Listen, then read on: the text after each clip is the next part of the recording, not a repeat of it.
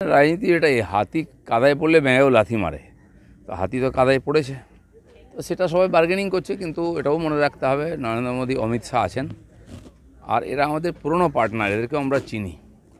তারা একটু বেশি দাম রাখছেন, যতটা বেশি পাওয়া যায়। কিন্তু সরকার চালিয়ে লোককে সুশাসন দিতে হবে, কারণ লোক ম্যান্ডেট দিয়েছে বিজেপির পক্ষে এবং এনডিএর পক্ষে, সেটা যেন ভুলে না যান। আঞ্চলিক দল সবসময় নিজের কথাই ভাবে, তারা ইতিহাসই বলছে ওদের অনেক আমাদের পার্টনার ছিল, অনেক পুরনো, আমরা কাউকে ছাড়িনি, অনেকে নিজের স্বার্থে ছেড়ে গেছে, আবার নিজের স্বার্থে চলে এসেছে, এসব চলতেই থাকে। তো নরেন্দ্র মোদী ভোটের জন্য রাজনীতি করেন না বা সরকার চালান না, তিনি উন্নয়নের জন্য আর সত্যি সত্যি বিকশিত ভারতের জন্য একটা রোডম্যাপ তৈরি হয়ে গেছে, সেটা সবাই জানে।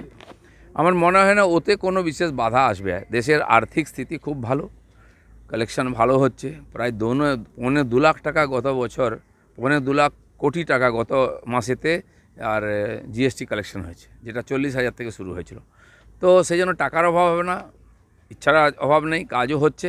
আর আমার মনে হয় যারা আছেন এ ধরনের করবেন, তাদেরকে নিজের এলাকায়ও জবাব দিতে হবে। আপনাদের মনে আছে 2004-এর কথা, সেবারে যারা বার্গেনিং করেছিলেন অটলজি সরকার যাওয়ার সময়, তারা সাফ হয়ে গেছিলেন, তার মধ্যে মমতা ব্যানার্জির পার্টিও ছিল।